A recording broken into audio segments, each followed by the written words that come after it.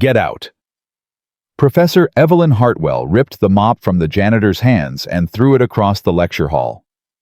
32 graduate students watched as she grabbed the 61-year-old man by his worn collar and shoved him toward the door. "You don't belong here. You never will." But instead of leaving the janitor, a man named Samuel Briggs walked past her, picked up a piece of chalk, and began writing on the blackboard, covered with equations she'd spent 15 years trying to solve. What happens when the person you despise the most sees what you've been blind to your entire career? Comment your city below, so I can see how far this story travels. The chalk hit the floor first, then the gasp, then the silence. The kind of silence that feels like the whole world just stopped breathing. Professor Evelyn Hartwell stood frozen in front of her advanced mathematical theory class, her hand still raised from where she'd just slapped the chalk out of Samuel Briggs' fingers. Her designer heels clicked once against the hardwood floor as she stepped back, her face twisted somewhere between fury and disbelief. "What?" she said slowly, her voice cutting through the air like a blade. "Do you think you're doing?" Samuel didn't flinch. He was 61 years old, with gray hair that had turned white at the temples, and hands that had pushed a cleaning cart through these halls for 11 years. His uniform was faded blue, the university logo barely visible anymore. He smelled like floor polish and cheap coffee. But his eyes were sharp, clear, focused on the equation she'd written on the board like a man staring at an old friend. "There's an error," he said quietly. "Third line. Your integration by parts, you dropped a negative sign." The graduate students shifted in their seats. Someone laughed, a nervous, uncomfortable sound that died as quickly as it started. Evelyn's jaw tightened. "Excuse me?" "The negative sign," Samuel repeated, pointing at the board without touching it. "When you integrated the exponential function, you forgot to carry it through. Everything after that line is wrong." For 3 heartbeats, nobody moved. Then Evelyn Hartwell did something she had never done in 23 years of teaching. She turned around and looked at her own work. Her eyes scanned the first line, the second, the third. Her face went pale. "Get out," she whispered. Samuel didn't move. "I said get out." Evelyn's voice cracked like a whip. She spun around, grabbed him by the shoulder, and pushed him toward the door. "You're a janitor. You clean toilets. You empty trash cans. You don't walk into my classroom and pretend you understand anything written on this board." The students watched in stunned silence. A few pulled out their phones recording. Samuel stumbled but caught himself against the doorframe. He turned back not with anger, but with something that looked almost like sadness. "I'm sorry, Professor," he said. "I shouldn't have interrupted, but the math doesn't lie. It never does." Then he was gone, his footsteps fading down the marble hallway. Evelyn stood there breathing hard, her chest rising and falling like she'd just run a marathon. She smoothed down her silk blouse, adjusted her pearl earrings, and turned back to face her class with a smile that didn't reach her eyes. "Where were we?" she said brightly. "Ah yes, the integration." But when she looked at the board again, her hand trembled. Because the janitor was right. The news spread through Whitmore University like fire through dry grass. By lunchtime, everyone knew. The janitor who'd been cleaning Building C for over a decade had walked into Professor Hartwell's lecture and corrected her equation. Right there in front of her best students, in front of her reputation. In the faculty lounge, professors whispered over their coffee. "Did you hear what happened in Hartwell's class? The cleaning guy, the old one with the limp, said she made a mistake, right to her face. My God, she must be furious." They were right. Evelyn Hartwell sat alone in her corner office on the 4th floor, staring at the equation she'd rewritten on a legal pad. She'd checked it 7 times now. 7 times she'd gone through every line, every symbol, every calculation. 7 times she'd arrived at the same conclusion. He was right. She crumpled the paper and threw it in the trash. Then she pulled it out, smoothed it flat, and stared at it again. How? How could a man who spent his nights mopping floors and scrubbing toilets see something she had missed? She had a PhD from MIT. She'd published 43 papers. She'd won the Morrison Prize for Mathematical Excellence twice. Her office wall was covered with degrees, award certificates, proof of everything she'd accomplished. And a janitor had humiliated her in front of her own students. Her phone buzzed. A text from her husband Richard, a neurosurgeon at Boston General. "Heard about your class. Call me." She turned the phone face down. Another buzz. This time from her department chair. "Evelyn, we need to talk about the incident. My office, 3 p.m. She threw the phone across the desk. For 23 years, Evelyn Hartwell had built her identity on one unshakable truth. She was smarter than everyone around her. She had earned her place at the top through brilliance, not luck. Through hard work, not connections. Through pure, undeniable intellectual superiority. And now that truth had a crack in it. A crack shaped like a 61-year-old man in a faded blue uniform. Samuel Briggs finished his shift at 6 a.m. just as the sun was starting to paint the sky orange over the Charles River. He clocked out, grabbed his jacket from his locker, and walked 3 blocks to the bus stop. His left knee ached, an old injury that never healed right. His back hurt from 8 hours of pushing the heavy cleaning cart. His hands were cracked and dry from years of industrial cleaning solutions. But his mind was somewhere else entirely. It was still in that classroom, staring at the equation on the board. Still seeing the pattern, the flow, the beautiful logic of mathematics that had never left him, no matter how hard life had tried to beat it out. The bus came. Samuel climbed on, found a seat near the back, and pulled a worn paperback from his jacket pocket. Advanced Methods in Differential Equations, by someone whose name had faded from the cover years ago. He'd read it 17 times. He could probably recite whole chapters from memory, not that anyone would ever ask him to. The bus rattled through Cambridge, past the brick buildings and the coffee shops and the students with their laptops and their dreams and their whole lives ahead of them.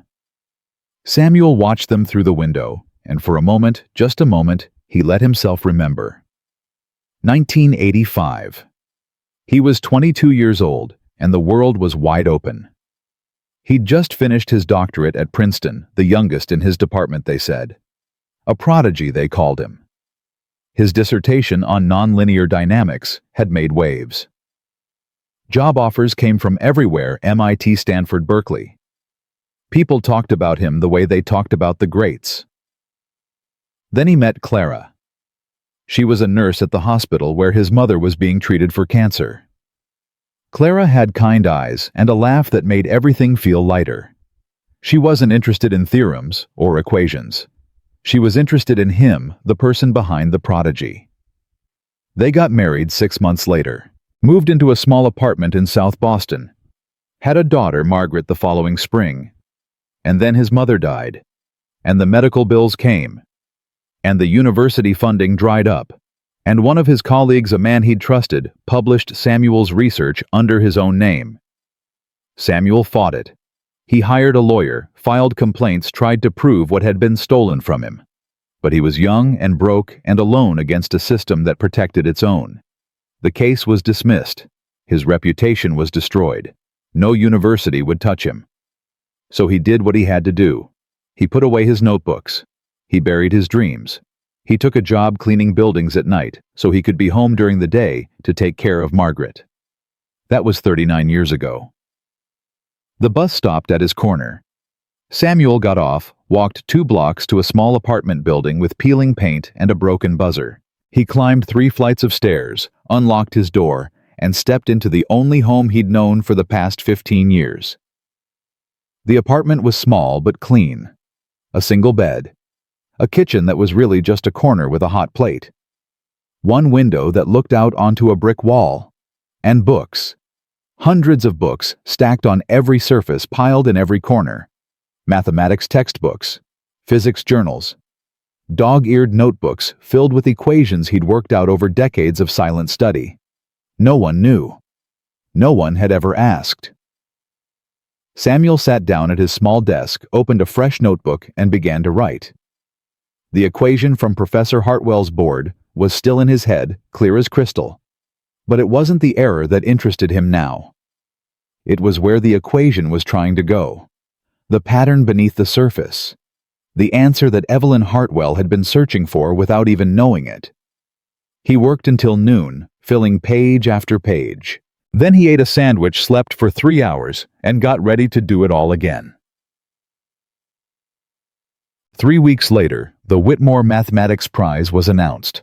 It was the most prestigious competition in the field, $100,000 to the winner, plus guaranteed acceptance to any doctoral program in the country.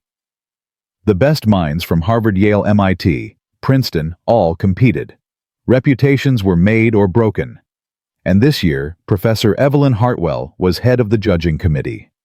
The announcement ceremony took place in the Great Hall, a cathedral of marble and mahogany, where portraits of famous mathematicians stared down from the walls like silent judges. Evelyn stood at the podium, radiant in a charcoal suit, her voice echoing through the packed auditorium. "This competition represents the highest standards of mathematical excellence," she declared. "Only those with formal training, rigorous education, and genuine intellectual depth should apply. We have no interest in amateurs or hobbyists. This is serious mathematics, the real thing." Her eyes swept across the crowd, and for just a moment they stopped on a figure standing near the back exit. Samuel Briggs, in his faded blue uniform, had paused his floor polishing to listen. Evelyn's smile sharpened.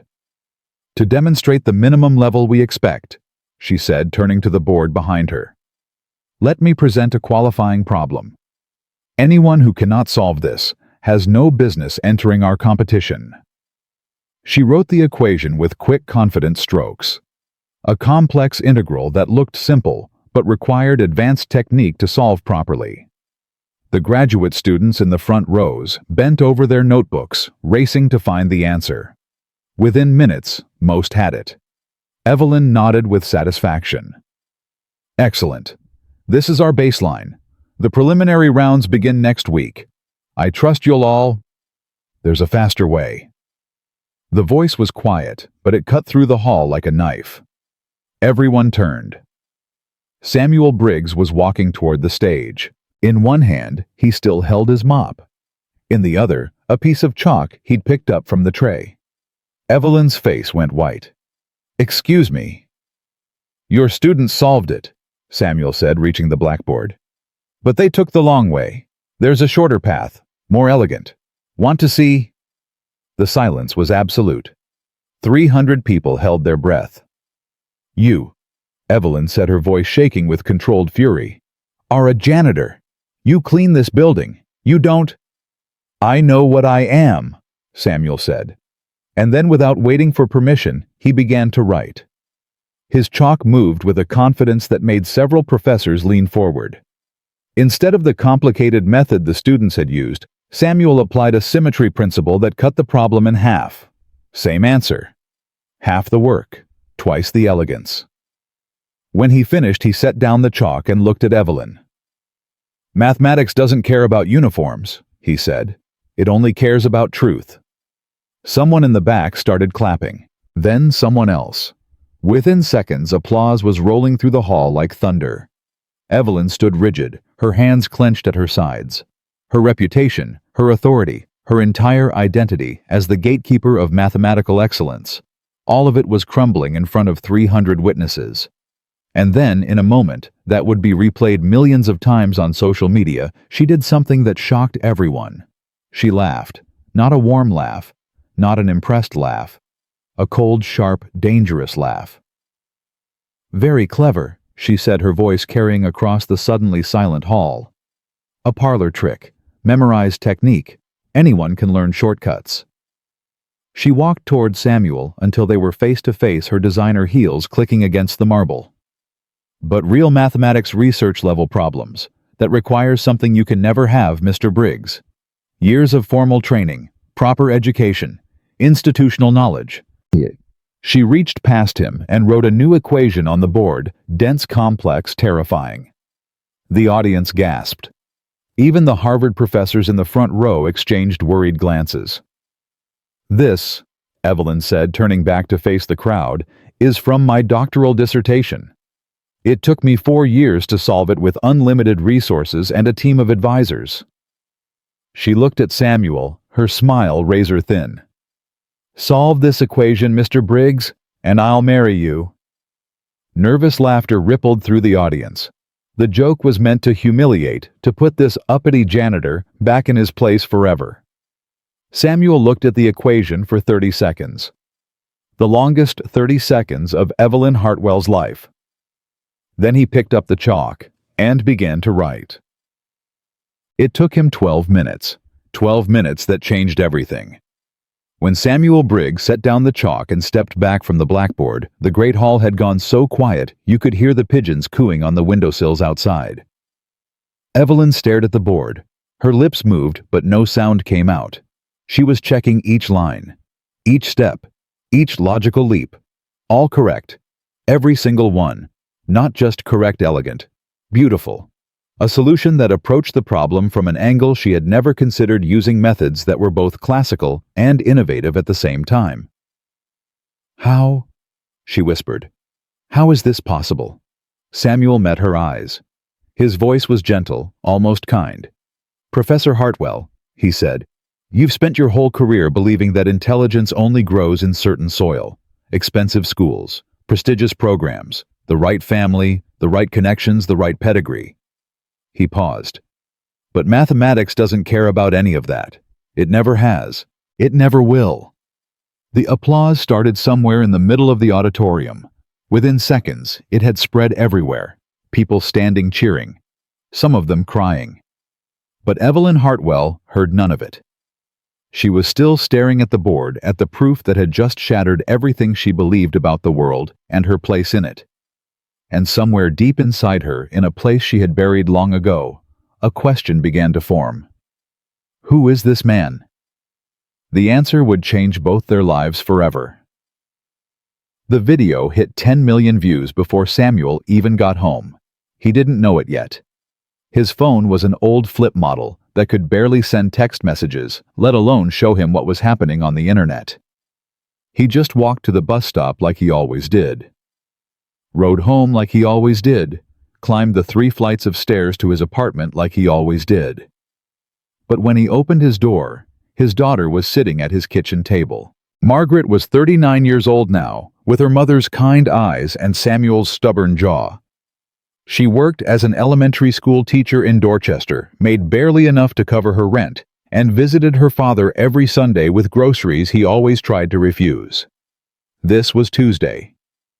"Dad," she said, holding up her phone. "What did you do?" Samuel set down his bag and looked at the screen. He saw himself grainy but unmistakable writing on a blackboard, while a woman in expensive clothes stared at him like he'd grown a second head. "Oh," he said quietly. That. Margaret stood up, her voice rising. "Dad, you're everywhere. Twitter, Facebook, TikTok. There's a hashtag. Janitor Genius. You have 50 million views." Samuel walked past her to put the kettle on. "Would you like some tea?" "Tea, Dad. People are calling you a mathematical prodigy. News stations are trying to find out who you are. Someone from CNN called my school asking if I knew the janitor from the Whitmore video." She grabbed his arm and turned him around. "What is going on? How do you know how to solve equations like that?" Samuel looked at his daughter. Really looked at her the way he hadn't allowed himself to in years. She had been 3 years old when he'd put away his notebooks. 3 years old when he'd decided that being a father was more important than being a mathematician. She had grown up believing he was just a janitor who liked to read. Nothing more. "Sit down, Margaret," he said. "I think it's time I told you something." They sat at the small table, the kettle whistling forgotten on the stove. And for the first time in 39 years, Samuel Briggs told his daughter the truth. He told her about Princeton, about being the youngest doctorate in his department, about the papers he'd published and the future everyone said was waiting for him. He told her about the colleague who stole his research, about the legal battle he couldn't afford to win, about watching his reputation crumble while the thief got tenure. He told her about the choice he'd made when she was born to walk away from mathematics forever rather than chase a dream that had nearly destroyed him. When he finished, Margaret was crying. "Why didn't you tell me?" she whispered. "All these years I thought you were just a janitor." Samuel smiled sadly. "I am, sweetheart. I have been for a very long time. But you could have been so much more. You could have—" "I could have missed your first steps," he said. "Your first words, your graduation, your wedding." He reached across the table and took her hand. "Margaret, I don't regret a single day. Not one. You were worth every equation I never wrote." Margaret squeezed his hand, tears streaming down her face. "So why now? Why did you speak up in that classroom after all these years?" Samuel was quiet for a long moment. Then he said, "Because she was wrong. The professor, she was wrong, and she was teaching her wrongness to 30 students who trusted her. And I just—" He shook his head. "I couldn't stay silent. Not anymore." His phone, his ancient, barely functional flip phone, suddenly buzzed on the counter. Then again, then again. Margaret picked it up and looked at the screen. "Dad," she said slowly, "you have 47 missed calls and a voicemail from someone named Dr. Harrison at MIT. Samuel stared at the phone like it had turned into a snake. "I think," Margaret said, "your secret might be out." The next morning, Professor Evelyn Hartwell arrived at her office to find a crowd of reporters waiting outside the mathematics building. "Professor Hartwell, can you confirm the identity of the janitor? Is it true you proposed marriage if he solved the equation? What's your response to accusations that you tried to humiliate a working-class genius?"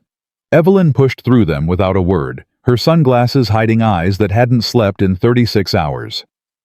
She made it to her office, slammed the door, and leaned against it, breathing hard. Her phone buzzed. Richard, her husband. "The hospital board is asking questions. This is embarrassing for both of us. Fix it." She threw the phone on her desk. Another buzz. The department chair. Emergency faculty meeting. 2 p.m. Mandatory. She sank into her chair and put her head in her hands. For 23 years, she had built her entire identity on being the smartest person in every room she entered. She had clawed her way up from a middle-class family in Ohio, earned her degrees through pure brilliance and relentless work, married well, published extensively, won every award worth winning. And now, a 61-year-old man in a janitor's uniform had made her look like a fool in front of the entire world. No, not just a fool, a villain. The comments online were brutal. Elitist professor gets schooled by working-class hero. Hartwell represents everything wrong with academia. She should resign in disgrace. The worst part, the absolute worst part, was that she couldn't stop thinking about his solution. It was brilliant. Not just correct, but beautiful. The way he'd approached the problem, the elegant shortcuts he'd found, the intuitive leaps that would have taken her weeks to discover, it was the work of a genuine mathematical mind. A great one. How had a janitor developed that level of sophistication without formal training? Unless. Evelyn sat up straight. She pulled her laptop toward her and started typing. Samuel Briggs, Princeton. Mathematics. 1980s. The search results loaded. And slowly, Evelyn Hartwell's face went pale. "Oh my God," she whispered. She was still staring at the screen when her office door burst open. Dr. Walter Chen, the department chair, walked in without knocking. He was 64 years old, silver-haired, and looked like he hadn't slept either. "We have a problem," he said. "I know who he is," Evelyn said, not looking up from her screen. "Samuel Briggs. He was a doctoral student at Princeton in the 80s. Published 3 papers in major journals before he was 25. Won the Putnam competition twice. He was supposed to be one of the great mathematical minds of his generation." "I know," Walter said. "I just got off the phone with Dr. Harrison at MIT. He remembers Briggs. Says he was the most talented student he ever taught." "Then what happened?" Why is he cleaning toilets? Walter sat down heavily in the chair across from her desk. Someone stole his research. A colleague named Robert Ashford. Ashford published Briggs' work under his own name, and when Briggs tried to fight it, the system closed ranks against him. No one believed the young nobody over the established professor. Ashford, Evelyn repeated. The name was familiar. Robert Ashford, the Robert Ashford, the one who won the Fields Medal in 1992. The same. He stole his research. Allegedly. Nothing was ever proven. Briggs couldn't afford lawyers, and Ashford had the entire institution behind him.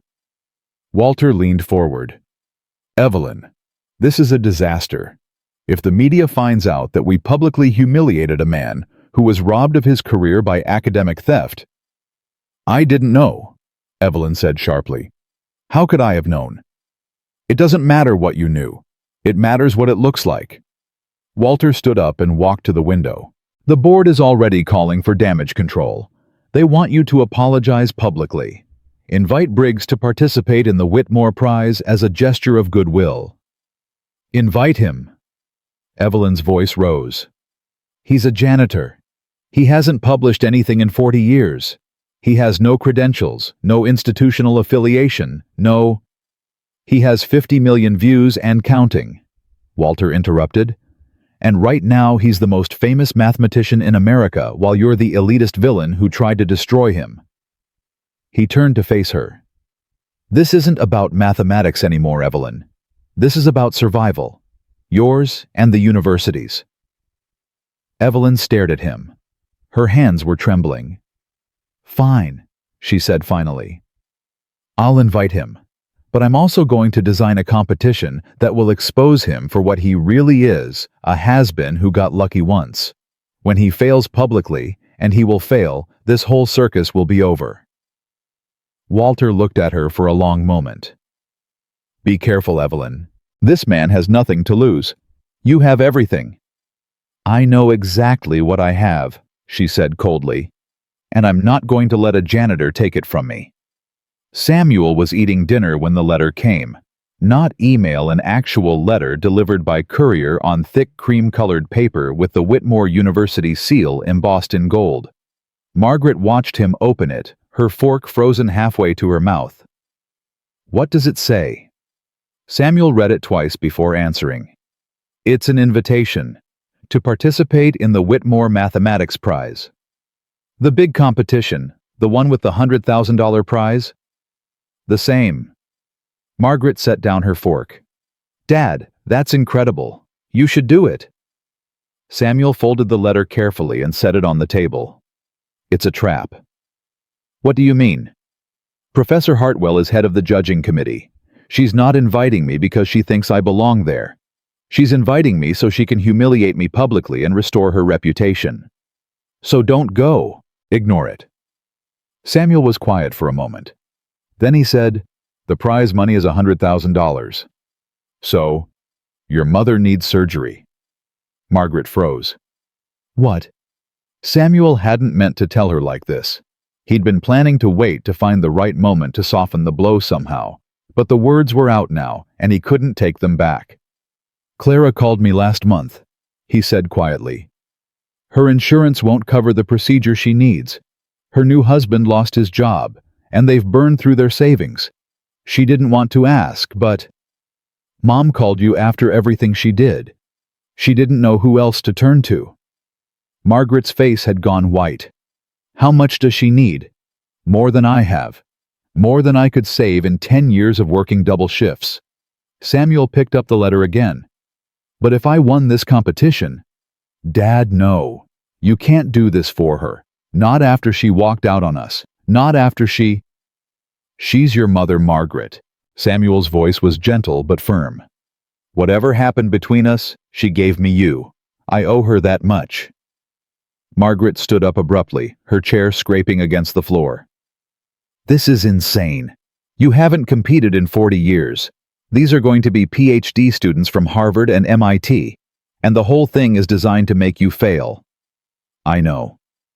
Then why are you even considering it? Samuel looked at his daughter. really looked at her the way he used to look at equations, seeing all the variables and possibilities at once. "Because I'm tired," he said simply. "I'm tired of hiding. I'm tired of pretending to be less than I am. I'm tired of watching brilliant young minds get crushed by the same system that crushed me." He stood up and walked to the window, looking out at the brick wall that had been his view for 15 years. "And maybe, just maybe, I'm tired of being invisible." Margaret didn't say anything. She walked over and put her arms around him, her head against his shoulder, the way she used to when she was small. "Then win," she whispered. "Win the whole damn thing." The preliminary rounds began 3 weeks later. Samuel arrived at Whitmore's Grand Auditorium in the only suit he owned, a navy blue affair he'd bought for Margaret's wedding 12 years ago. It was slightly too big now. He'd lost weight in the years since, but it was clean-pressed and dignified. The other competitors stared at him as he walked in. There were 12 of them in total. 11 were graduate students from the most prestigious programs in the country: Harvard, MIT, Yale, Princeton, Stanford. They wore designer clothes and carried laptops worth more than Samuel's monthly salary. They whispered to each other and checked their phones and talked about their advisors and their research and their bright shining futures. And then there was Samuel. 61 years old, gray-haired, wearing a suit from 2012 and carrying a notebook he'd bought at a dollar store. "Looks like they let anyone in these days," a young man from Harvard said loudly enough for Samuel to hear. "Must be the diversity hire," another replied, and they both laughed. Samuel found a seat in the back and waited. At exactly 9 o'clock, Professor Evelyn Hartwell took the stage. She was immaculate as always, designer suit, perfect hair pearls that probably cost more than Samuel's entire wardrobe. She smiled at the audience, but her eyes were cold. "Welcome to the Whitmore Mathematics Prize," she announced. "This competition represents the pinnacle of mathematical achievement. Only those with genuine intellectual depth, rigorous training, and exceptional ability will advance." Her eyes found Samuel in the back row. "Let me be clear, this is not a publicity stunt. This is not a feel-good story about underdogs and second chances. This is serious mathematics. The real thing." She paused. "May the best mind win." The preliminary challenge appeared on the screen behind her. 3 problems, each more difficult than the last. 90 minutes to solve them all. Samuel looked at the first problem. His heart rate didn't change. He'd seen variations of this type before in the notebooks he'd filled during decades of solitary study. The formal notation was different. The context was modern, but the underlying mathematics was the same. He picked up his pen and began to write.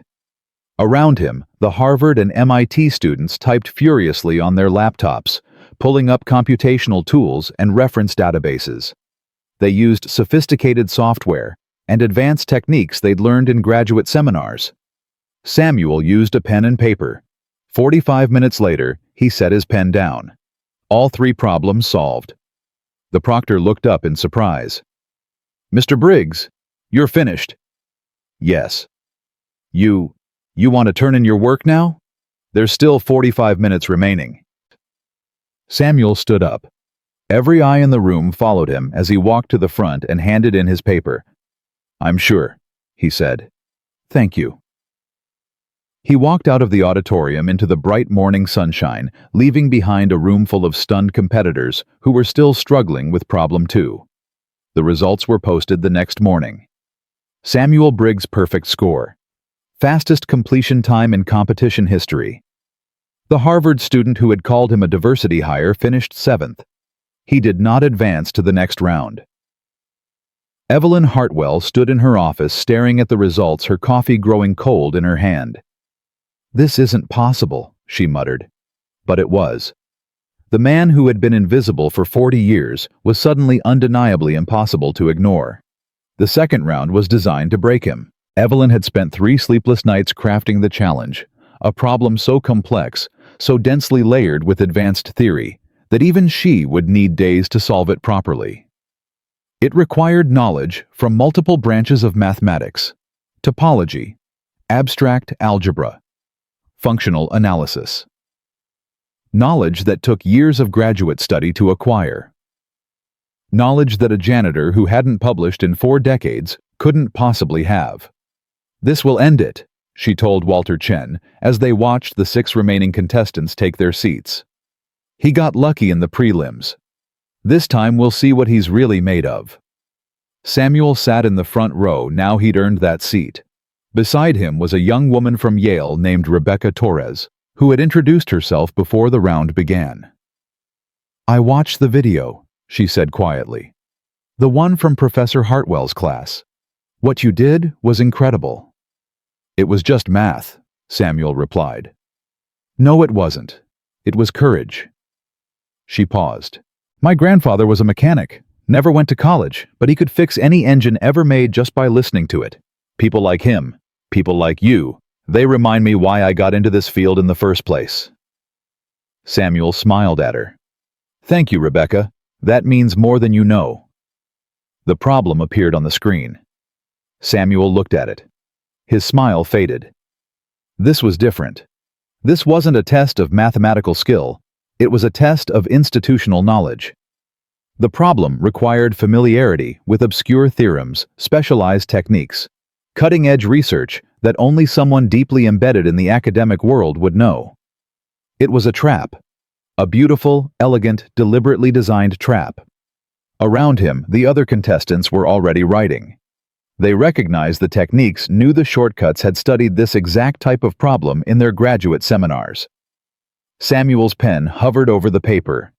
For 30 minutes, he didn't write a single word. Evelyn watched from the judge's table, barely able to contain her satisfaction.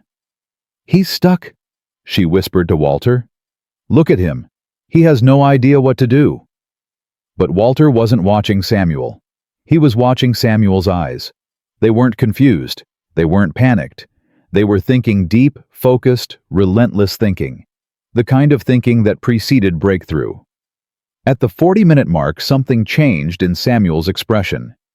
He set down his pen, closed his eyes, took a deep breath. Then he opened his notebook to a fresh page and started writing. Not the formal solution. The problem expected something else entirely. Something older. Something classical. He was deriving the answer from first principles. Every theorem the problem assumed, he would know. Every specialized technique it required. Samuel was recreating them from scratch, building the mathematical machinery on the fly, piece by piece, the way the great mathematicians of the 18th century would have done. It was like watching someone build a house without a blueprint. Impossible. Absurd. And yet, line by line, the structure took shape. At the 89-minute mark, 1 minute before time expired, Samuel set down his pen and stood up. "I'm done," he said. The room went silent. Evelyn grabbed his paper before the proctor could reach it. Her eyes scanned the pages line after line, equation after equation.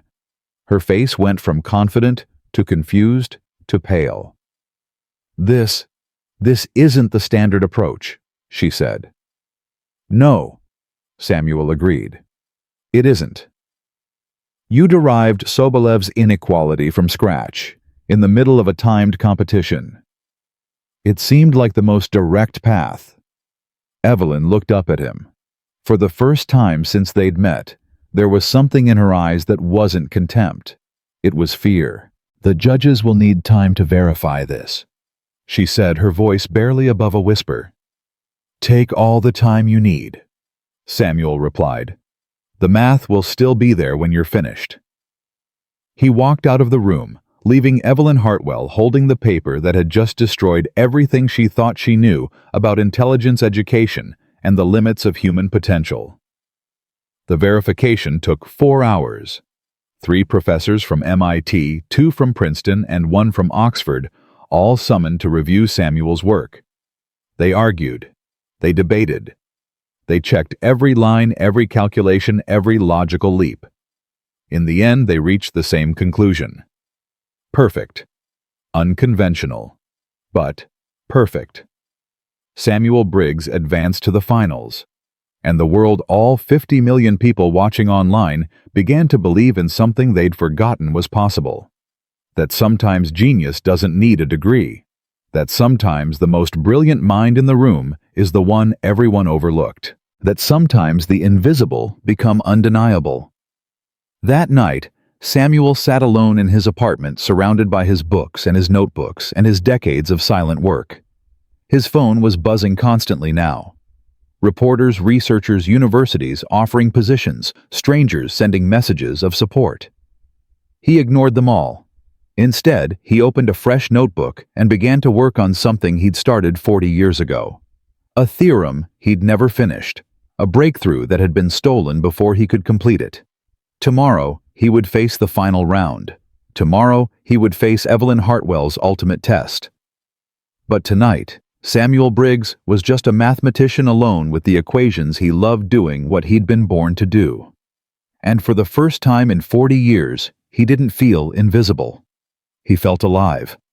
The morning of the final round arrived with a weight that Samuel could feel in his bones. He woke at 4, the way he always did, but instead of getting ready for his cleaning shift, he sat at his small desk and stared at the wall.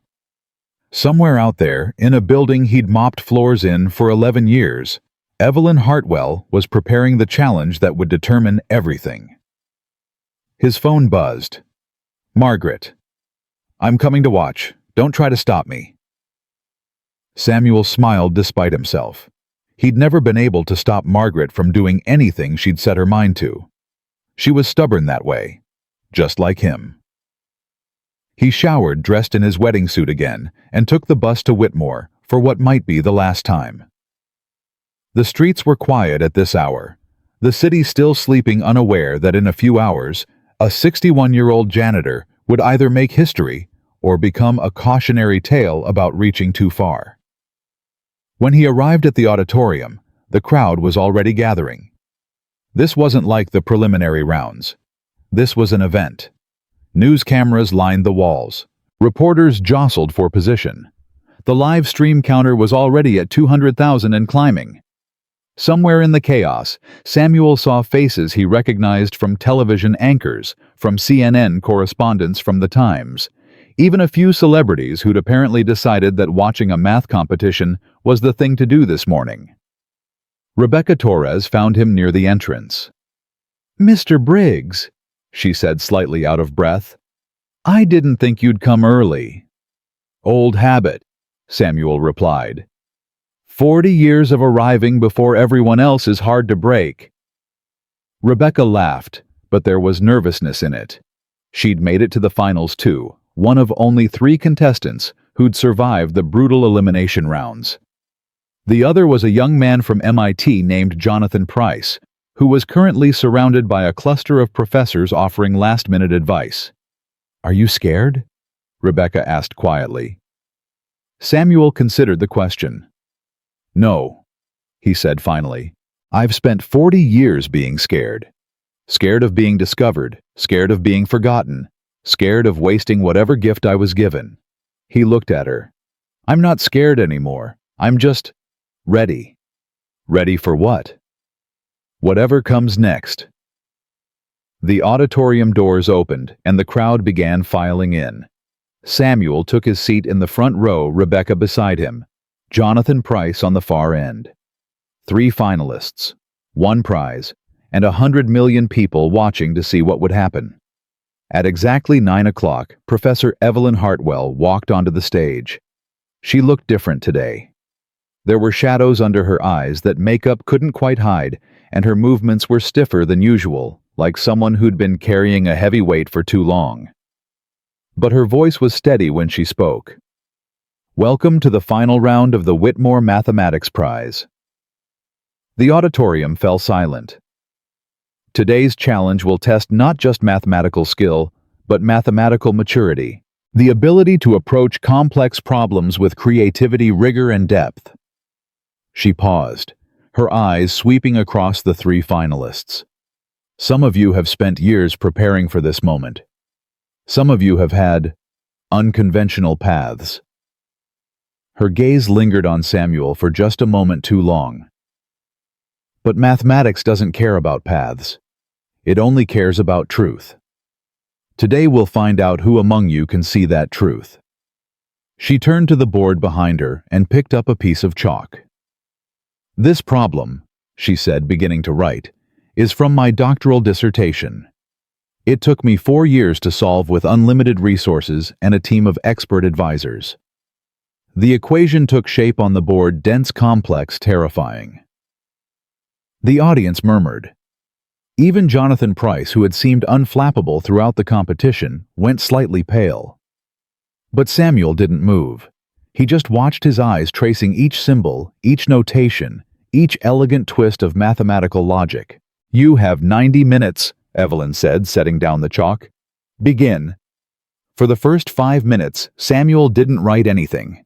He just stared at the board, his pen motionless in his hand, his eyes moving back and forth across the equation, like someone reading a letter from an old friend. Around him, Rebecca and Jonathan were already scribbling furiously, filling their papers with calculations. The clock ticked. 10 minutes. 15. 20. Samuel's paper remained blank. In the audience, Margaret gripped the armrest of her seat, her knuckles white. The reporters were whispering. The live stream chat was exploding. "He's frozen. He doesn't know what to do. This is it. The fairy tale is over." Evelyn watched from the judge's table, her expression carefully neutral, but her eyes bright with something that looked almost like hope. Hope that she would be proven right. Hope that the natural order would be restored. At the 30-minute mark, a Harvard professor in the audience leaned over to his colleague. "He's completely lost," he whispered. "This problem requires knowledge of nonlinear operator theory. There's no way a self-taught janitor could—" "Quiet," the colleague said sharply. "Look at his eyes." The professor looked. Samuel's eyes weren't confused or panicked. They were focused intensely, almost frighteningly focused, like someone who was seeing something no one else could see. At the 35-minute mark, Samuel picked up his pen, and he started to write. Not the formal approach the problem expected, not the modern techniques that Jonathan and Rebecca were using. Something older, something that hadn't been taught in graduate schools for decades. Variational methods, energy minimization, classical analysis from the 18th century. Evelyn saw what he was doing and stood up so fast her chair nearly fell over. "That's impossible," she said loud enough for the nearest judges to hear. "You can't solve this problem with classical methods. The domain's lack of compactness." "The domain is convex," Samuel said without looking up. "Once you see the convexity, the classical approach works." "It's not convex. I designed this problem. I know its structure." "Then look again." Evelyn stared at him. Then she looked at the board. Then at his paper. Her face went white. The next 20 minutes were the longest of Samuel's life. He wrote steadily, methodically, building his argument piece by piece. The audience watched in silence, most of them unable to understand what was happening, but sensing somehow that they were witnessing something extraordinary. At the 60-minute mark, Jonathan Price set down his pen and shook his head. "I can't finish in time," he muttered. "The calculations are too complex." At the 70-minute mark, Rebecca Torres was still writing, but her hand was trembling. She was close, tantalizingly close, but the final steps eluded her. At the 80-minute mark, Samuel Briggs set down his pen. "I'm done," he said. The auditorium erupted. People were shouting, standing, pushing forward to see. The live stream counter hit 300 million.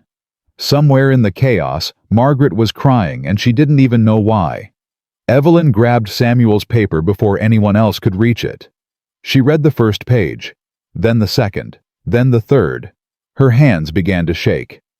"This," she started, then stopped, started again. "This isn't just a solution. It's a simplification. You found a way to reduce the entire problem to basic energy minimization." "The complexity was an illusion," Samuel said quietly. Once you strip away the unnecessary notation, the core structure is elegant, beautiful even. But the Sobolev embedding theorem. I don't need it. The energy functional is convex. Weak solutions become classical solutions automatically. That's not how anyone approaches this problem. Maybe that's why no one has solved it in 4 years. Evelyn looked at him. For a long moment, neither of them spoke. Then slowly something changed in her expression. The hostility that had been there since the beginning, the defensive wall she'd built around herself, began to crack. "Who are you?" she whispered. "Who are you really?" Before Samuel could answer, a voice rang out from the audience. "I can answer that." Everyone turned. A man was standing near the back of the auditorium, working his way toward the front. He was elderly, in his late 70s, with a shock of white hair and eyes that sparkled with sharp intelligence. He moved slowly, using a cane, but there was authority in every step. Samuel went very still. "Dr. Harrison," he said quietly. Thomas Harrison, Professor Emeritus of Mathematics at MIT, walked up the aisle like a man on a mission. The crowd parted for him automatically. Everyone in the mathematical world knew who he was. He'd supervised more Fields Medal winners than any other living mathematician. His textbooks were gospel. His opinion was law. And right now, his opinion was focused entirely on Samuel Briggs. "I've been watching this competition with great interest," Harrison said, reaching the front of the auditorium, "and a growing sense of recognition." Evelyn stepped forward. "Dr. Harrison, this is highly irregular. We're in the middle of a farce," Harrison interrupted. "A farce that needs to end." He turned to face the audience. "Before we continue, there is something everyone in this room needs to know." The auditorium fell absolutely silent. 40 years ago, Harrison said, "I had the privilege of teaching the most talented student I have ever encountered. His name was Samuel Briggs." A gasp rippled through the crowd. He was working on a theorem that would have revolutionized our understanding of nonlinear dynamics. His approach was years ahead of its time, decades perhaps. I believed he would win the Fields Medal before he turned 30. Harrison paused, and when he continued, his voice was heavy with old anger. Then something happened. A colleague of mine, a man I trusted, stole Samuel's research, published it under his own name. And when Samuel tried to fight back, the system that should have protected him instead destroyed him. "Dr. Harrison," Evelyn said, her voice barely above a whisper, "are you saying—" "I'm saying that the man you've been trying to humiliate for the past month is not an amateur who got lucky. He is a certified genius who was robbed of his career by academic theft and institutional cowardice." Harrison turned to look at Samuel, and his eyes were bright with emotion. "I'm saying that I have waited 40 years to see justice done, and I will not wait 1 minute longer." The silence that followed was absolute. Then Evelyn said, "The colleague who stole his research, what was his name?" Harrison looked at her. "Robert Ashford." Evelyn's face went gray. "The Fields medalist. The one who built his entire career on stolen brilliance." "Yes." Harrison's voice was cold. "I've suspected for years. I was never able to prove it. But now—" He gestured at the board at Samuel's solution. "Now I have all the proof I need.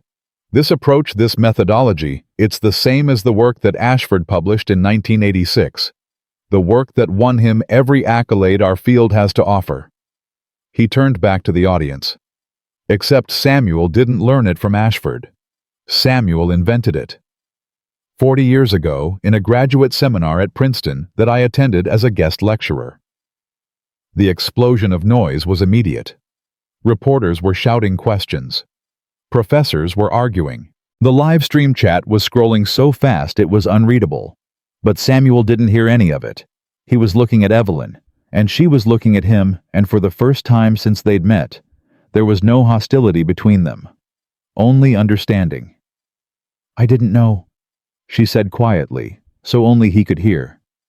"I had no idea." "I know," Samuel replied. You couldn't have. Everything I believed about intelligence, about credentials, about who deserves to be heard, I was wrong. About all of it. You weren't wrong about the importance of rigor, of standards, of excellence. Samuel's voice was gentle. You were just wrong about where those things come from. Evelyn closed her eyes. When she opened them again, there were tears on her cheeks. I'm sorry, she said. I am so incredibly sorry. Samuel looked at her for a long moment. Then he did something that surprised everyone in the room, including himself. He held out his hand. I forgive you, he said. And I'd like to start over if you're willing. Evelyn stared at his hand. Then she took it. The auditorium exploded in applause, but they weren't done yet. Dr. Harrison was conferring with the other judges, their voices low and urgent. After several minutes, he returned to the microphone. Ladies and gentlemen, he announced, after careful review of all three finalists' submissions, the judges have reached a unanimous decision. The room went quiet. First, let me say that all three competitors today demonstrated exceptional skill and dedication. Ms. Torres, Mr. Price, you should be proud of what you've accomplished. Rebecca smiled weakly. Jonathan nodded. But there can only be one winner, and today, that winner is Samuel Briggs. The noise was deafening. People were cheering, crying, hugging strangers. The live stream counter hit 500 million. Hashtag Janitor Genius was trending in every country on Earth. Harrison held up his hand for silence. The prize money of $100,000 will be awarded to Mr. Briggs immediately. Additionally, MIT, Harvard, Stanford, Princeton, and Yale have all extended offers of full doctoral funding should Mr. Briggs wish to complete the degree he was forced to abandon 40 years ago. Samuel stood motionless, overwhelmed. Furthermore, Harrison continued, in light of the evidence presented today, the American Mathematical Society will be launching a formal investigation into the work of Robert Ashford. If our suspicions are confirmed, his Fields Medal may be revoked and awarded to its rightful recipient. The room erupted again, but Harrison wasn't finished. Finally, he said, and now his voice cracked with emotion. I would like to personally apologize to Samuel Briggs. 40 years ago, I saw what was happening. I saw a brilliant young man being destroyed by a system I was part of, and I did nothing. He looked directly at Samuel. I have carried that shame for 4 decades. I cannot undo what was done, but I can promise you this, as long as I draw breath, no one will ever overlook your genius again. Samuel didn't trust himself to speak. He simply nodded. Then Margaret was there, pushing through the crowd, throwing her arms around him, sobbing into his chest. You did it, she kept saying. Dad, you did it. We did it, he whispered back. All of us. When the initial chaos had subsided, when the reporters had gotten their interviews and the cameras had stopped flashing, Samuel found himself standing alone with Evelyn in the empty auditorium. The lights had been dimmed. The chairs were empty. The blackboard still showed the equation that had changed everything. I need to tell you something, Evelyn said. Samuel waited. When I was 12 years old, she continued, my father lost his job.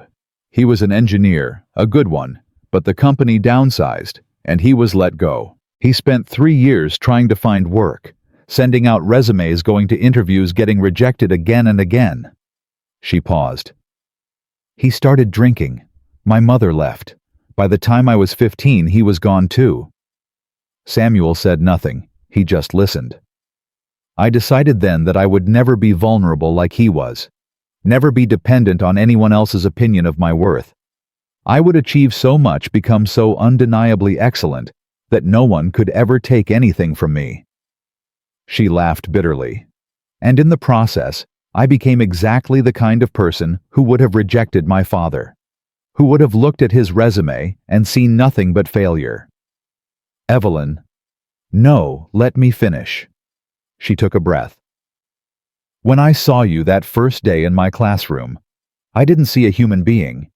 I saw a threat, a challenge to everything I'd built my identity on, If someone without credentials, without formal training, without any of the markers of success, I'd spent my life accumulating, if someone like that could be my equal. She shook her head. It meant my whole worldview was a lie. It doesn't have to be, Samuel said quietly. Your achievements are real, Evelyn. Your intelligence is real. The mistake wasn't in valuing those things.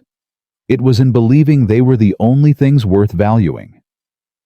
Evelyn looked at him for a long moment. How are you not angry? She asked. After everything that was done to you, everything I did to you, how can you just forgive? Samuel considered the question. Because anger is expensive, he said finally.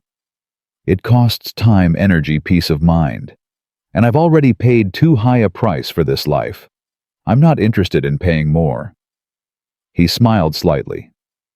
Besides, mathematics taught me something important. In any equation, you can't change the past. You can only solve for the future. Evelyn wiped her eyes. That's either very profound or very corny. I can't decide which. Probably both, Samuel admitted. They stood in comfortable silence for a moment. So what happens now? Evelyn asked. Now I take the prize money and pay for my ex-wife's surgery. Evelyn looked surprised. Your ex-wife? The one who left me. Yes, she's sick and she has no one else. After what she did to you, you're going to use your winnings to save her. Samuel shrugged. She gave me my daughter. That's worth more than any amount of money. He paused. And like I said, I'm not interested in paying for anger anymore. Evelyn shook her head slowly. You're either a saint or a fool, Samuel Briggs. Definitely not a saint, he replied. Probably a fool. But I've made my peace with that.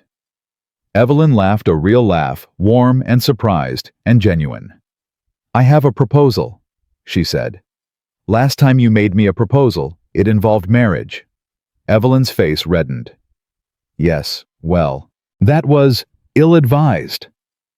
It was, Samuel agreed, but he was smiling. This proposal is different. Evelyn took a breath. I'm going to establish a new fellowship at Whitmore. For people like you, brilliant minds, who were overlooked, passed over, denied opportunities because they didn't fit the mold. She looked at him. I'd like to name it after you. The Briggs Fellowship, if you'd allow me. Samuel was quiet for a long moment. I have a counter-proposal, he said. What's that? Name it after your father. Evelyn went very still. He was brilliant too, Samuel continued. In his own way. And maybe if someone had looked past his resume, past his failures, they would have seen it. Maybe he deserved a second chance that he never got. Evelyn's eyes filled with tears again. I haven't spoken about my father in 20 years, she whispered. Maybe it's time to start. She looked at him. Really looked at him, the way she hadn't allowed herself to since the day they met. You're not at all what I expected, Samuel Briggs. Neither are you, Evelyn Hartwell.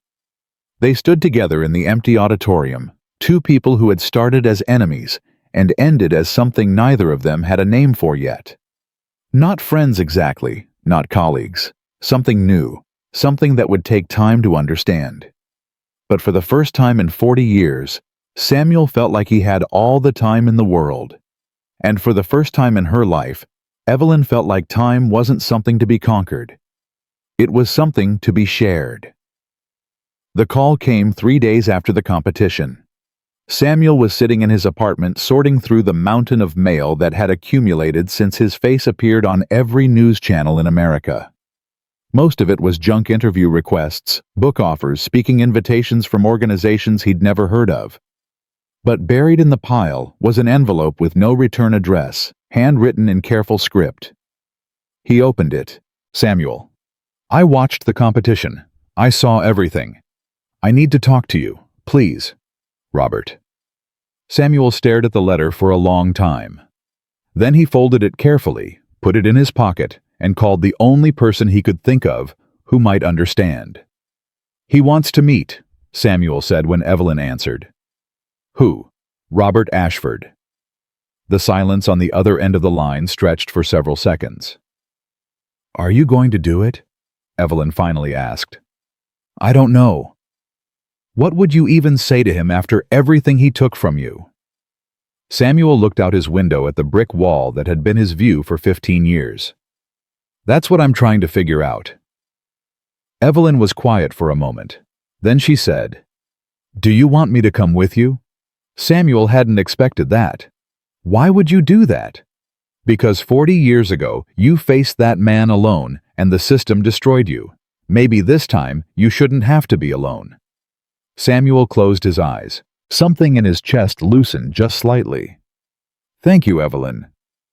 "Don't thank me yet. I might end up punching him." Despite everything, Samuel laughed. The meeting was arranged for the following Saturday at a coffee shop in Cambridge that Robert Ashford had chosen. Samuel arrived early, as he always did, and found a table near the back. Evelyn came in 5 minutes later, carrying herself with the same confidence she brought to everything. But Samuel could see the tension in her shoulders. "You don't have to stay," he said. "I know." She sat down across from him. "But I want to." At exactly 2 o'clock, Robert Ashford walked through the door. He was 76 years old now, with thinning white hair and the stooped posture of a man who had spent decades bent over books and papers. He moved slowly, deliberately scanning the room until his eyes found Samuel. For a moment, neither of them moved. Then Ashford walked over, pulled out a chair, and sat down. "Hello, Samuel," he said quietly. "Robert?" The silence stretched between them like a wire pulled tight. Evelyn leaned forward. "I'm Professor Evelyn Hartwell. I know who you are," Ashford said, not looking at her. His eyes were fixed on Samuel. "I watched the competition. I saw what you did. And I realized that I've been carrying something for 40 years that I need to put down." Samuel's expression didn't change. "Go on." Ashford took a deep breath. His hands, Samuel noticed, were trembling. "When we were at Princeton together," Ashford said, "I was struggling. My research had stalled. My funding was running out. I was facing the end of my career before it had even really begun." He paused. "And then I saw your work." "You didn't just see it," Samuel said quietly. "You took it." "Yes." Ashford's voice cracked. "I took it. I told myself it was just borrowing, that I would give you credit later, that it didn't matter, because you were young and brilliant and would produce 100 more ideas just as good." He shook his head. "But I knew. I always knew. You built your entire career on my research, the Fields Medal, the professorships, the book deals, all of it. All of it." Ashford looked down at his hands. "And I've hated myself every day since." Evelyn made a sound of disgust. "Then why didn't you come forward? Why didn't you admit what you'd done?" "Because I was a coward." Ashford's voice was barely above a whisper. "Because by the time I realized the full extent of what I'd done, it was too late. I was too invested, too trapped. The lie had become my whole life, and I didn't know how to escape it." Samuel studied the man across from him. The man who had stolen his future. The man who had cost him his career, his marriage, his place in the world he was meant to inhabit. He expected to feel rage, vindication, the satisfaction of finally facing his enemy. Instead, he felt something closer to pity. "Why now?" Samuel asked. "Why reach out after all these years?" Ashford looked up, and Samuel saw that there were tears in his eyes. "Because I'm dying." The words hung in the air like smoke. "Pancreatic cancer." Ashford continued. "Stage 4. The doctors give me 6 months, maybe less." He took a shaky breath. "I'm not asking for forgiveness. I don't deserve it, and I know that. But I needed you to know that I'm sorry. That I've been sorry every day for 40 years. And that before I die, I'm going to make it right." "How?" Evelyn demanded. "How could you possibly make this right?" Ashford reached into his jacket pocket and pulled out a folded document. He slid it across the table to Samuel. "This is a complete confession," he said. "Names, dates, details of exactly how I stole your research and passed it off as my own. I've already submitted copies to the American Mathematical Society, the Fields Medal Committee, and the Princeton administration." He paused. "By this time next week, my entire career will be exposed as a fraud. The Fields Medal will be revoked. My tenure will be stripped. Everything I built on your foundation will come crashing down." Samuel stared at the document without touching it. "Why?" he asked finally. "Because it's the only way I can live with myself in the time I have left." Ashford's voice broke. "Because my grandchildren will grow up knowing who their grandfather really was, and I need them to also know that in the end, he tried to make it right." He looked at Samuel with an expression of pure desperation. "And because you deserve to hear me say it, out loud, in person, I stole your life, Samuel, and I'm sorry." The coffee shop continued around them, people ordering lattes, having conversations, living their ordinary lives. None of them knew that at a small table in the back, 40 years of injustice was finally being acknowledged. Samuel picked up the confession and read it slowly. Every word was true. Every detail was accurate. It was a complete and utter dismantling of Robert Ashford's legacy. When he finished, he looked up. "What do you want from me, Robert?" Ashford shook his head. "Nothing. I don't want anything. I just needed you to know." "That's not true." Samuel's voice was gentle but firm. "You came here for something. What is it?" Ashford was silent for a long moment. Then he said in a voice so quiet, Samuel had to lean forward to hear it. "I wanted to ask if you could ever forgive me. Even a little. Even just enough so that I don't have to die knowing that the person I hurt most in this world still hates me." Evelyn opened her mouth to speak, but Samuel held up a hand. He thought about the past 40 years. The nights spent mopping floors. The dreams that had died in silence. The marriage that had crumbled under the weight of poverty and despair. The daughter who had grown up believing her father was just a janitor. He thought about all the equations he'd never published, all the theorems he'd never proven, all the students he'd never taught. He thought about the life he should have had, the life this man had stolen from him.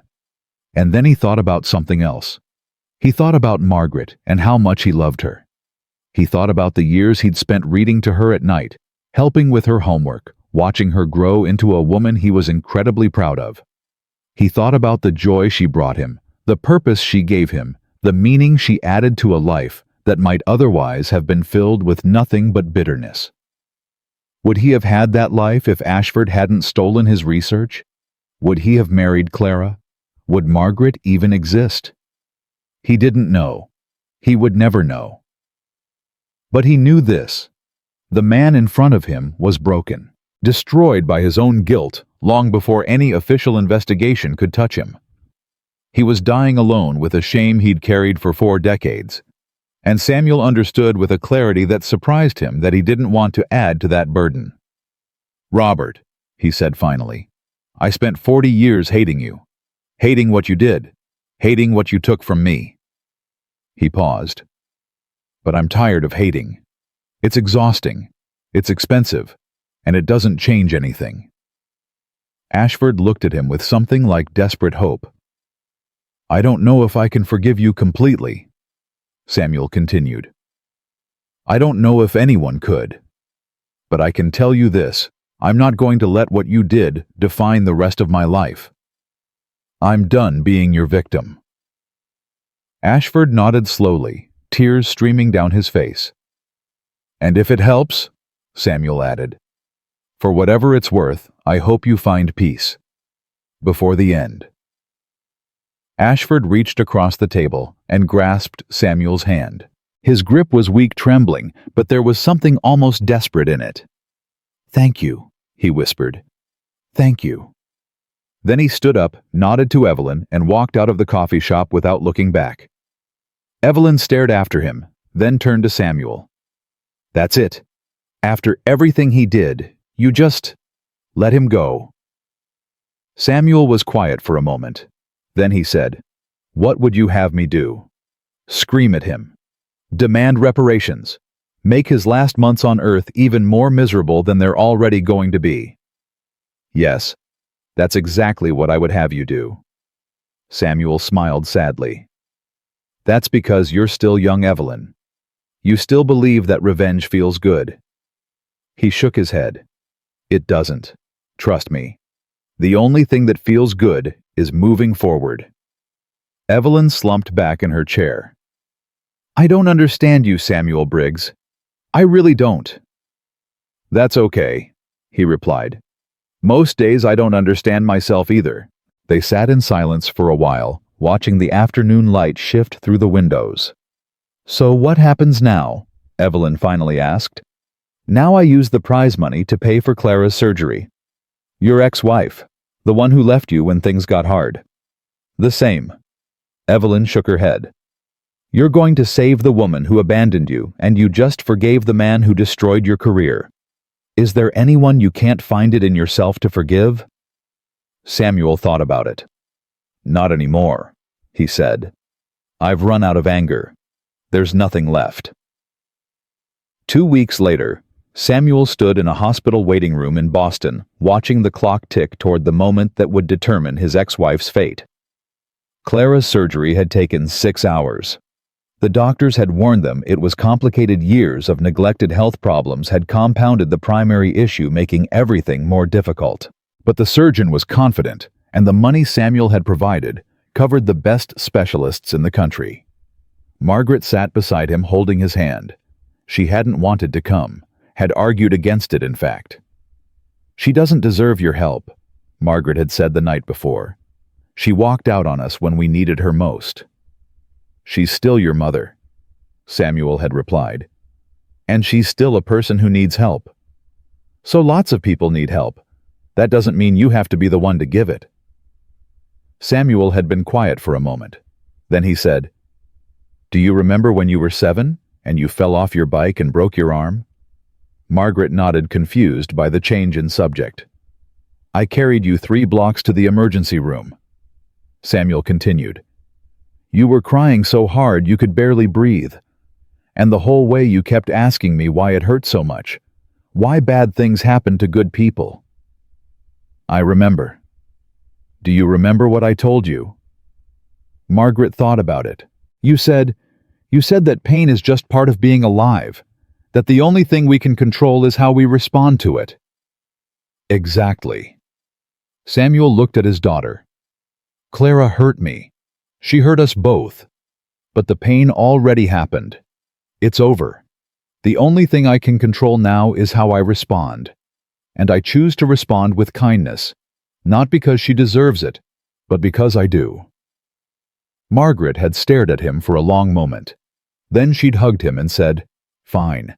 But if she's not grateful, I'm going to tell her exactly what I think of her." "Deal." Now they sat together in the waiting room, and the door opened and the surgeon walked out. "Mr. Briggs." Samuel stood up, his heart pounding. "The surgery was successful. She's going to make a full recovery." The relief that flooded through him was so intense he had to grab the chair for support. "Thank you," he managed to say. "Thank you so much." "She's asking for you," the surgeon added. "Both of you, if you're willing." Samuel looked at Margaret. She nodded, her jaw set. They walked into the recovery room together. Clara looked small in the hospital bed, surrounded by machines and IV lines. Her face was pale, her hair gray now, her body frail in a way that shocked Samuel. The last time he'd seen her, she'd been 32 years old and beautiful. Now she was 61, and life had not been kind. "Samuel," she whispered when she saw him. "You came." "Of course I came. I didn't think—" She started to cry. "After everything I did to you, after how I left." "Shh." Samuel sat down beside her bed. "That was a long time ago." "Not long enough. Never long enough. She looked at Margaret, who was standing near the door with her arms crossed. Maggie, my beautiful Maggie. Don't call me that, Margaret said coldly. You lost that right when you walked out. Clara flinched. I know I did. I was weak and scared, and I convinced myself that leaving was the only way to survive. She looked at Samuel. But I never stopped thinking about you, either of you. Every single day I wondered what you were doing, if you were okay, if you hated me as much as I hated myself. I don't hate you, Clara, Samuel said quietly. I haven't hated you in a very long time. How? She asked the same question Evelyn had asked. How can you not hate me? Samuel considered his answer carefully. Because I chose not to, he said finally. Because carrying hate around is like carrying a stone. It gets heavier every year, and eventually it breaks your back. So one day I just put it down. And I've been lighter ever since. Clara was crying openly now, tears streaming down her cheeks. I'm sorry, she whispered. I'm so sorry. For leaving. For taking the money. For not being there when Maggie grew up. For all of it. I know, Samuel said. I know you are. Margaret stood frozen by the door, watching this exchange with an expression that cycled through anger, confusion, and something that looked almost like longing. Clara saw her looking. Maggie, she said, reaching out a trembling hand. I know I have no right to ask anything of you, but please, just let me look at you. Let me see the woman you became. Margaret didn't move. Samuel turned to his daughter. It's okay, he said gently. Whatever you decide, it's okay. For a long moment, Margaret just stood there. Then slowly she walked forward and took her mother's hand. You missed everything, Margaret said, her voice thick with tears she was trying to hold back. My graduation, my wedding, the birth of my first child. I know. You have a granddaughter, and you've never even met her. Clara's face crumpled. I know. She's 5 years old. Her name is Sophie.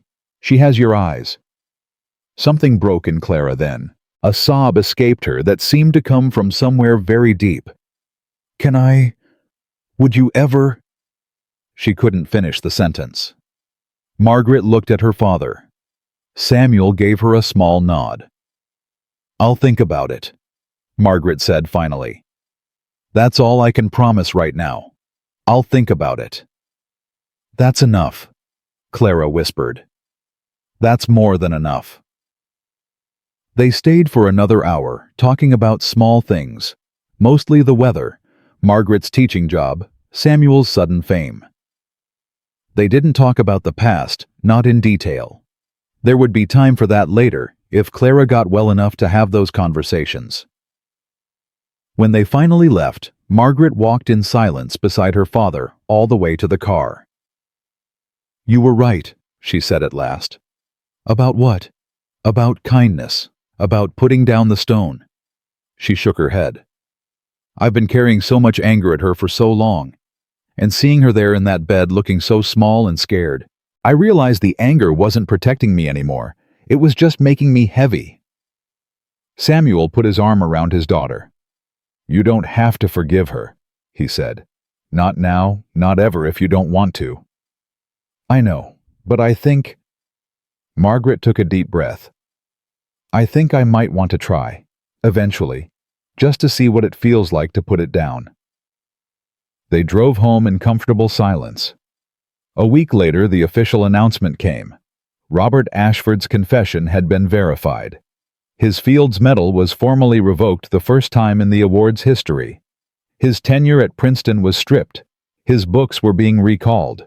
His name was being removed from lecture halls and endowed chairs across the country. And in a ceremony at MIT that was broadcast around the world, the Fields Medal Committee announced that the work for which Ashford had been honored was in fact the creation of Samuel Briggs. It is our profound honor, the committee chair said, to recognize the true author of one of the most significant mathematical breakthroughs of the 20th century. Dr. Samuel Briggs, we present you with the Fields Medal 40 Years Overdue.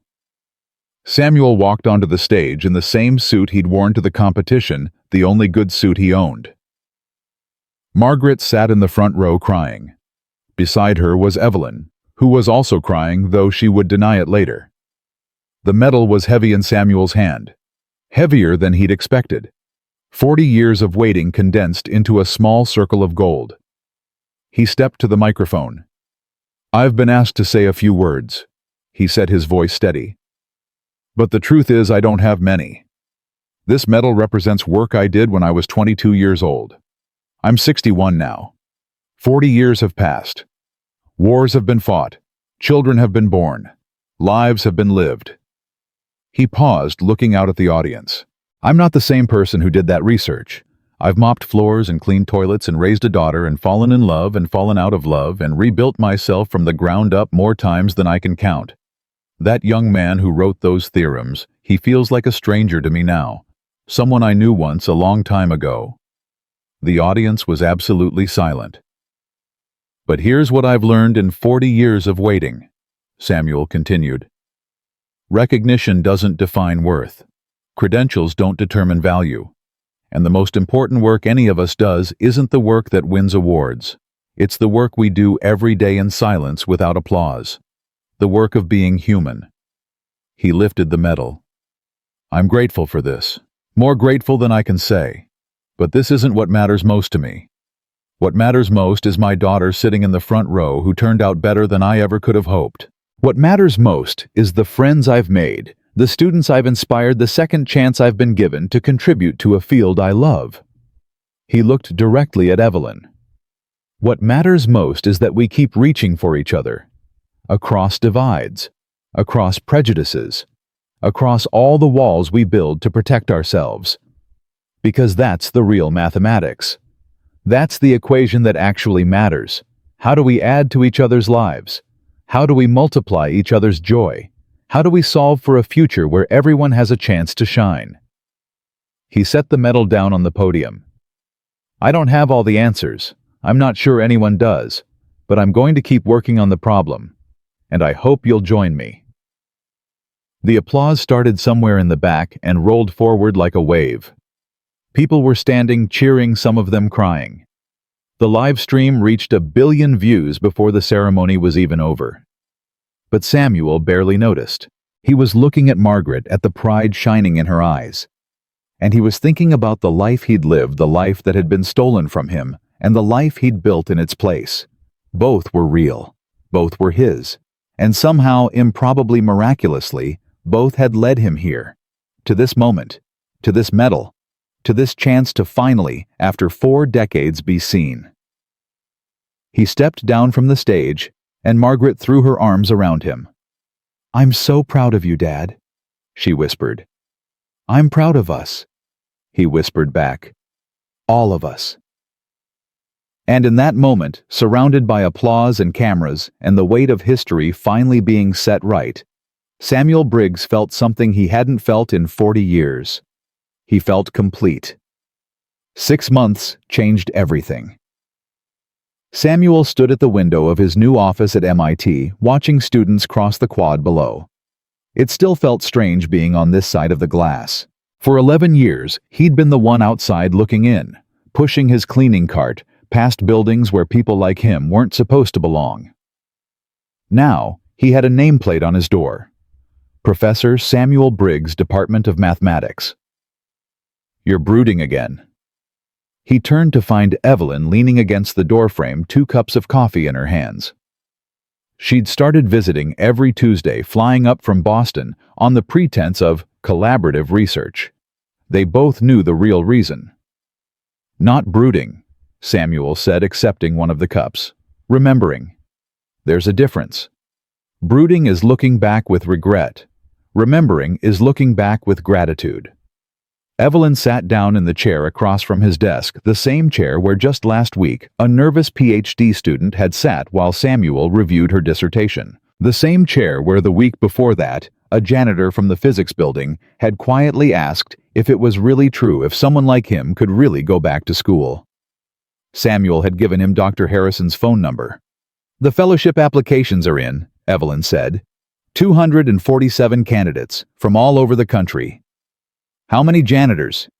12, plus 3 security guards, 2 cafeteria workers, and a groundskeeper who used to be an aerospace engineer before his company went bankrupt. Samuel shook his head slowly. "So many. So many." Evelyn agreed. "And those are just the ones who found out about it. Can you imagine how many more are out there, hidden away in jobs that have nothing to do with who they really are? I don't have to imagine. I was one of them." They sat in comfortable silence drinking their coffee. Outside, the autumn leaves were turning gold and red, carpeting the walkways in color. "Margaret called me yesterday," Evelyn said. Samuel raised an eyebrow. "She called you?" "She wanted advice. About Clara." Samuel set down his coffee cup. "What kind of advice?" "She's thinking about letting Clara meet Sophie. She wanted to know if I thought it was a good idea." "And what did you tell her?"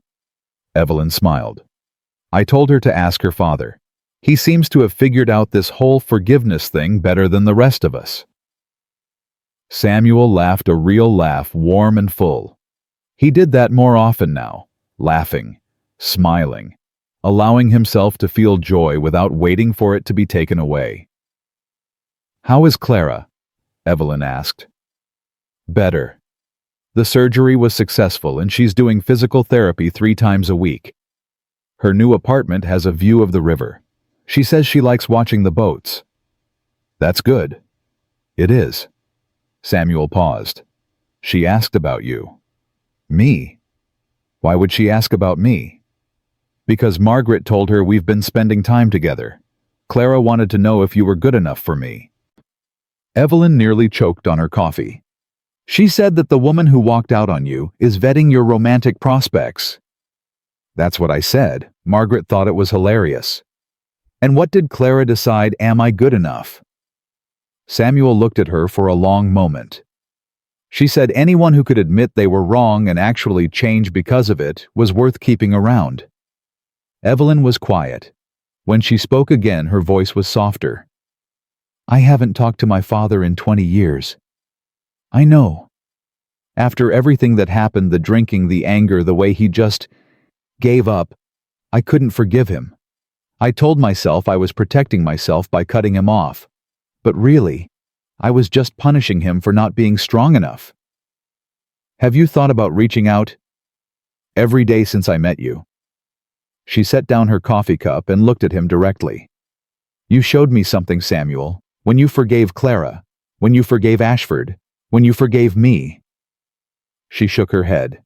"I spent my whole life believing that forgiveness was weakness, that holding on to anger made me strong. But watching you, I realized I had it backwards." "Forgiveness isn't about the other person," Samuel said quietly. "It's about freeing yourself. Putting down the stone so you can finally use your hands for something else." "I know that now." Evelyn took a breath. "I found him. My father. He's in a nursing home in Ohio. Early-stage dementia. Most days he doesn't remember who he is." Samuel reached across the desk and took her hand. "Are you going to see him?" "I don't know. Part of me wants to. Part of me is terrified that I'll get there and feel nothing. Or worse, that I'll feel everything, and it'll be too late to say any of it." "It's never too late," Samuel said. "As long as you're both still breathing, it's not too late." Evelyn's eyes were wet. She didn't try to hide it. "Will you come with me?" she asked. "When I go?" "Of course." "Even though it means missing classes, missing the fellowship interviews, missing." "Evelyn." Samuel squeezed her hand. "Nothing I do in a classroom matters as much as being there for the people I care about. I learned that lesson 40 years ago. I'm not going to forget it now."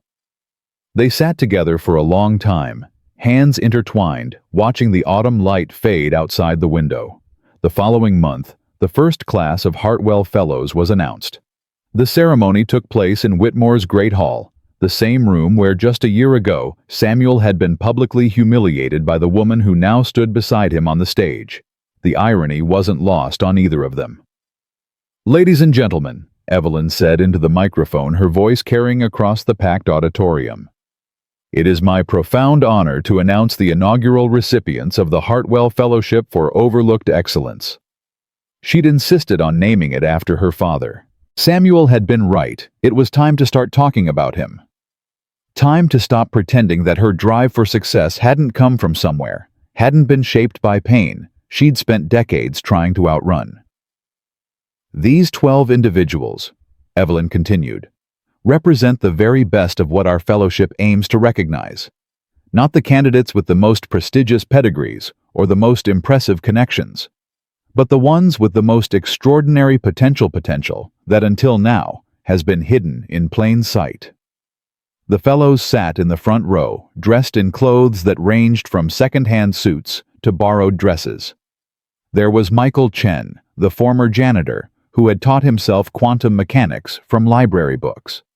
There was Rosa Martinez, who had been cleaning office buildings while simultaneously completing online courses in biomedical engineering. There was David Okonkwo, a refugee from Nigeria, who had been working as a parking attendant despite having been a university professor in his home country.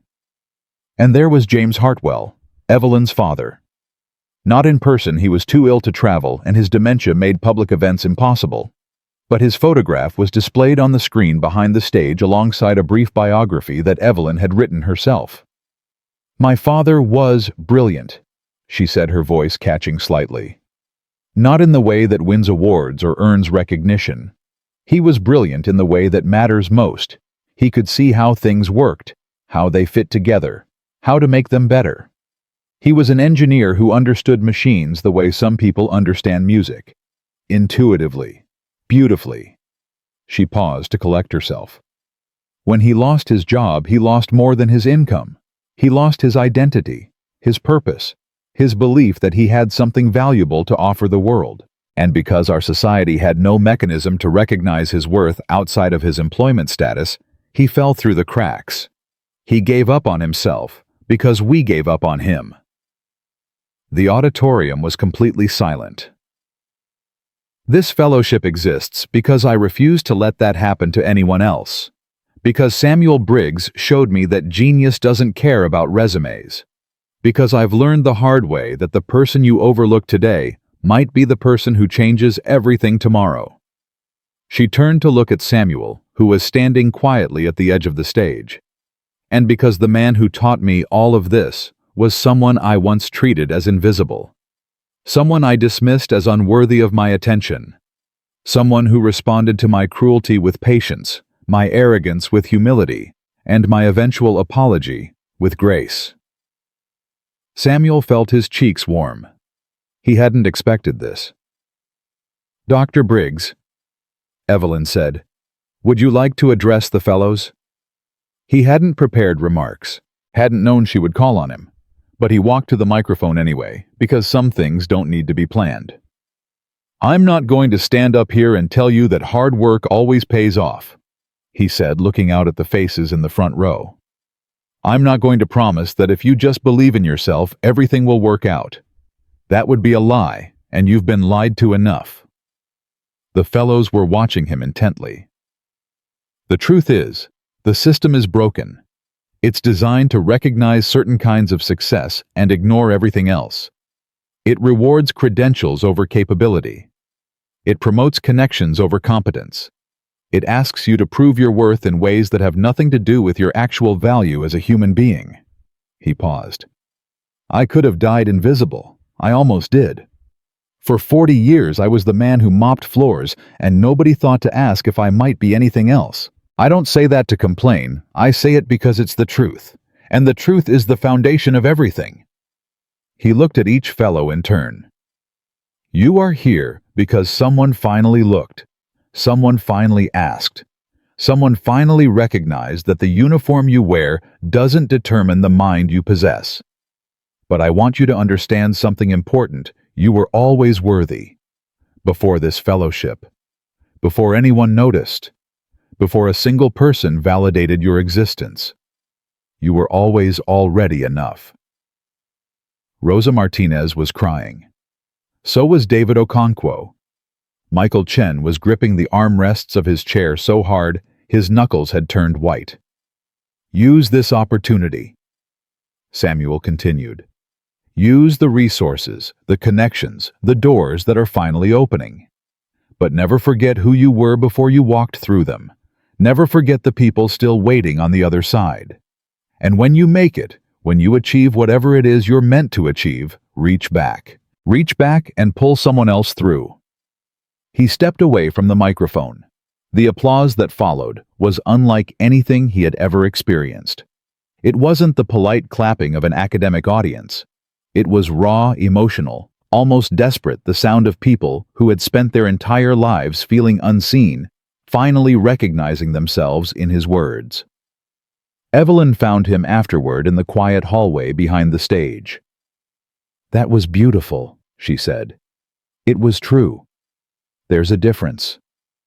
Sometimes they're the same thing." Samuel looked at her. "Did you mean what you said about what I taught you?" "Every word. Even the part about grace. Especially that part." She moved closer. "You know, when this all started, I thought you were the enemy, the embodiment of everything threatening my worldview. I was so determined to destroy you that I couldn't see what was right in front of me." "And what was that?" "A good man, a brilliant man, a man who had every reason to be bitter and chose kindness instead."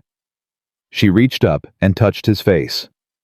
"I spent my whole career believing that intelligence was the most important thing. But you taught me that wisdom is different, and wisdom is better."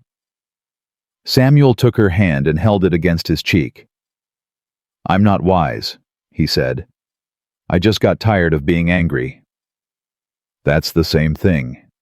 He laughed softly. "Maybe it is."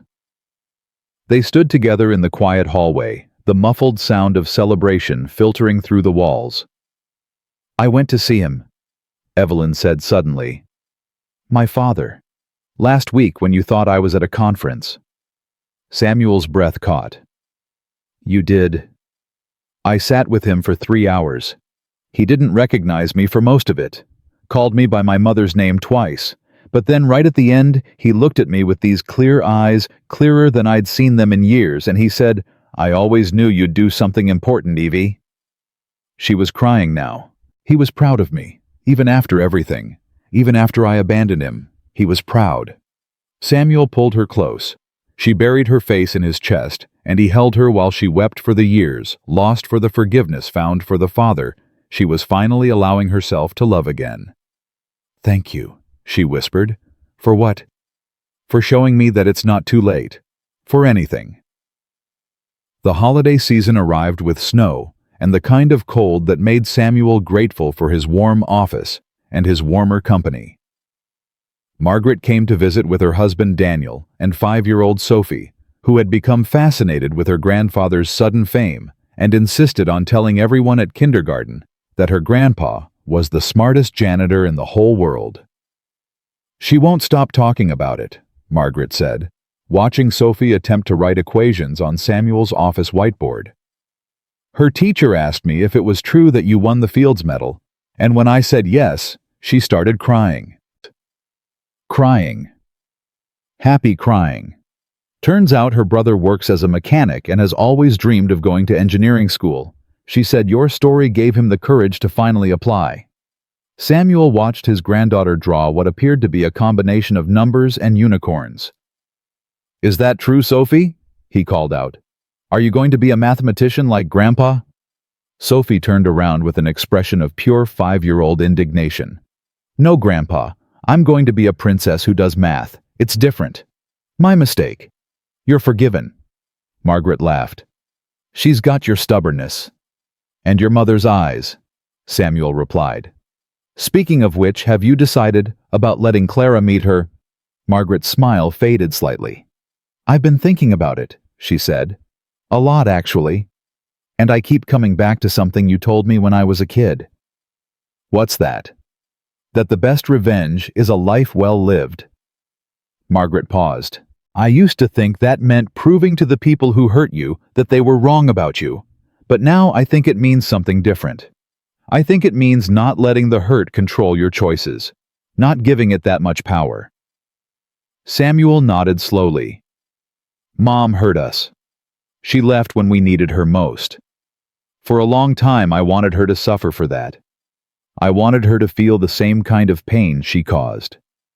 Margaret looked at Sophie, who was now attempting to teach her unicorn equations to an invisible class. "But then I look at my daughter, and I think about what kind of mother I want to be, what kind of person I want to be, and I realize that I don't want to be someone who teaches her child to hold grudges. So you're going to let them meet? Next week.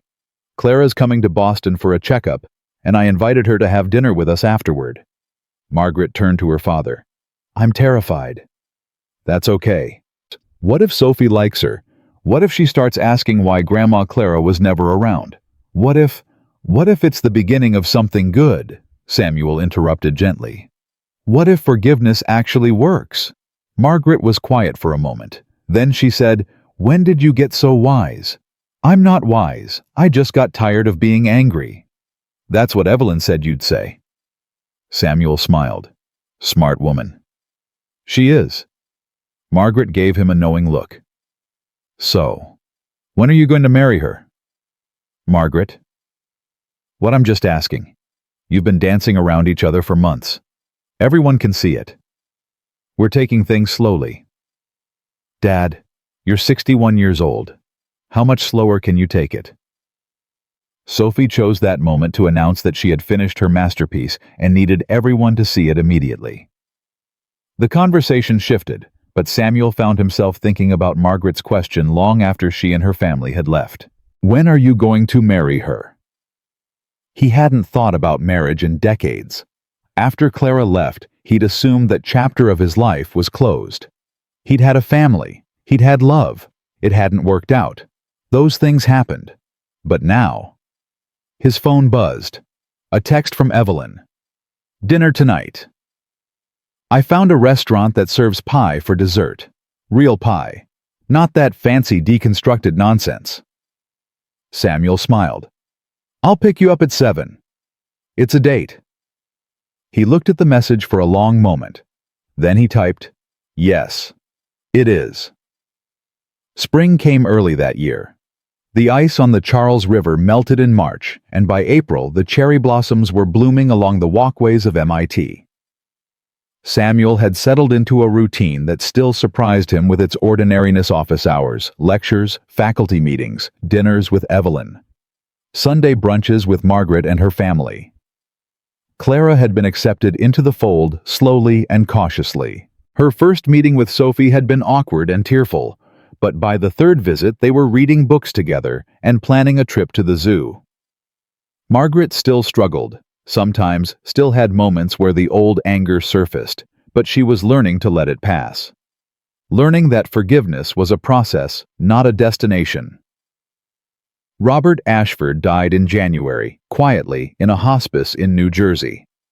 Samuel received the notification from Ashford's lawyer along with a letter that Robert had written in his final weeks. "Samuel, I don't expect to be remembered well. I've made my peace with that. But I wanted you to know that our conversation in the coffee shop was the most important moment of my life. Not because you forgave me, I'm not sure you did not completely, but because you treated me like a human being. After everything I did, you saw me as something more than my worst mistake. That gave me the courage to face the end. I've left everything to the Hartwell Fellowship. It's not nearly enough to repair the damage I caused, but it's something. Maybe some good can come from a life that had so little of it. Thank you for showing me that it's possible to put down the stone." Robert Samuel read the letter 3 times. Then he folded it carefully, put it in the drawer where he kept important things, and went to teach his afternoon class.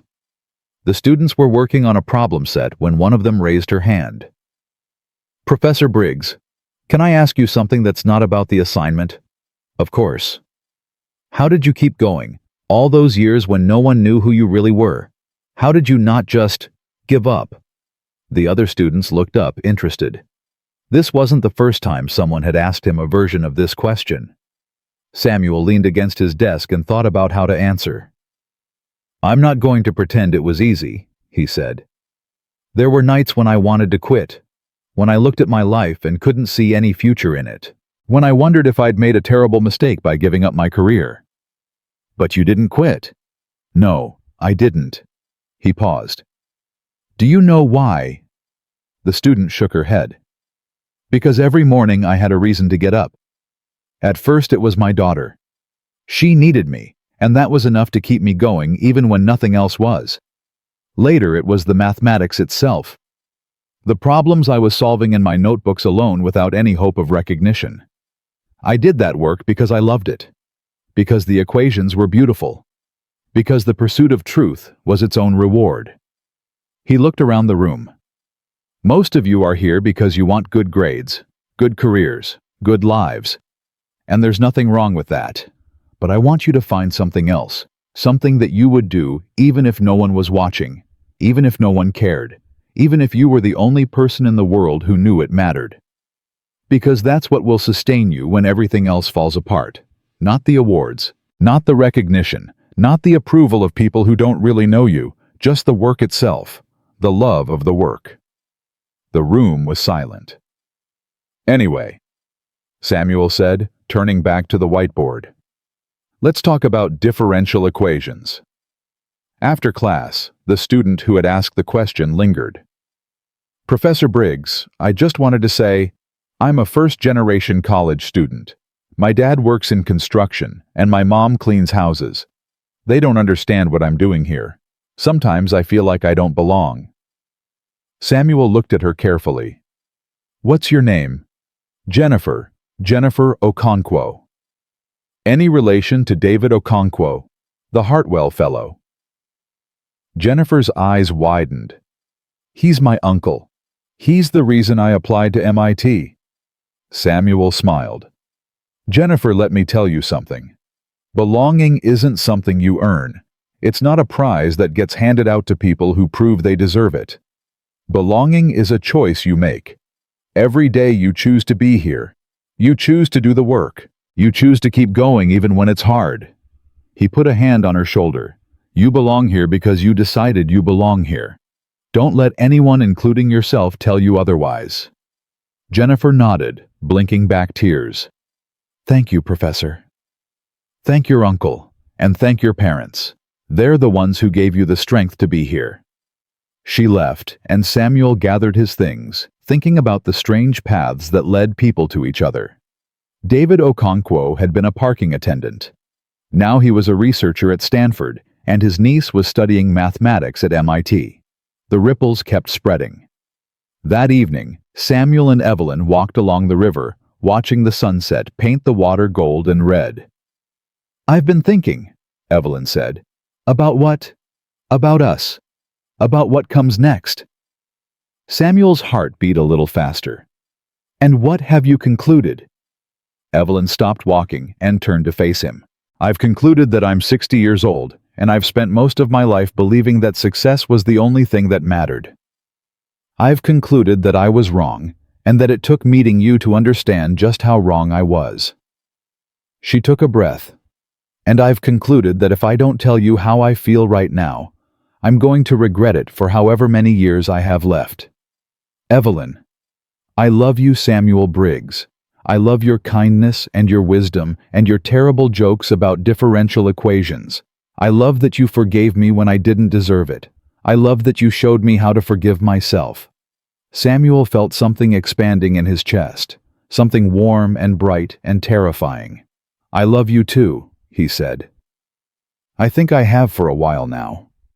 Evelyn laughed, and it was the most beautiful sound he had ever heard.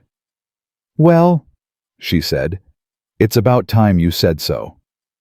He kissed her then beside the river, with the last light of day fading around them. And when they finally pulled apart, both of them were crying and laughing at the same time. "Margaret's going to be insufferable about this," Evelyn said. "She's been asking when I was going to propose." "Are you?" Samuel reached into his pocket and pulled out a small box. "I was planning to wait until after dinner," he said. But since we're already here." He opened the box. Inside was a simple ring, not expensive, not flashy, just a plain gold band that caught the fading light. "It was my mother's," he said. "She gave it to me before she died, told me to save it for someone worth keeping." Evelyn stared at the ring. "Samuel, I don't know what to say." "Say yes." "But I'm not. I haven't been. I'm not the person I was when this all started. I'm still learning how to be someone worthy of Evelyn." Samuel took her hand. "None of us are finished. We're all still learning. That's what makes it worth doing together." She looked at him for a long moment. Then she said, "Yes." Samuel slipped the ring onto her finger. And somewhere in a small apartment in Queens, a photograph of a young man at Princeton, brilliant, hopeful, with his whole life ahead of him, seemed to smile. The wedding was small, held in the same auditorium where everything had begun. Margaret served as maid of honor.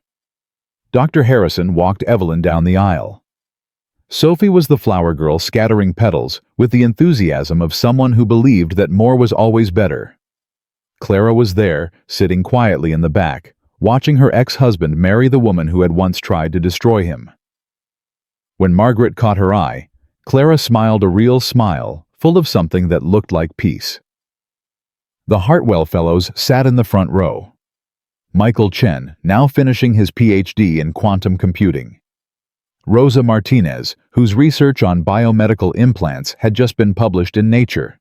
David Okonkwo, whose work on renewable energy systems was changing how the world thought about sustainability. And dozens of others, janitors and security guards and cafeteria workers and groundskeepers, who had been invisible their whole lives and were finally being seen. When the officiant asked if Samuel had any words to say, he turned to face the audience. "A year ago," he said, "I walked into a classroom to do my job, and I walked out with my whole life changed.